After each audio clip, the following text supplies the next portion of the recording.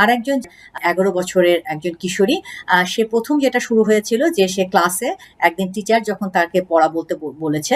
তো সবার সামনে সে যখন দাঁড়িয়ে পড়াটা বুঝে দেখলে হঠাৎ করে তার সাংঘাতিক রকমের তার খারাপ লাগছে, তার গলা শুকিয়ে যাচ্ছে এবং সে ঠিক মতো কিছুই সে বলতে পারেনি, যদিও তার উত্তরটা কিন্তু তার পুরোটাই জানা ছিল, কিন্তু উদ্বিগ্নতার কারণে ঠিক মতো সে আসলে এটা এক্সপ্রেস করতে পারেনি। এবং ওই মুহূর্তে তার যে আসলে মানসিক তার এক ধরনের সিমটম হয়, যে মনে হয় যে সবাই বোধহয় আমাকে খুব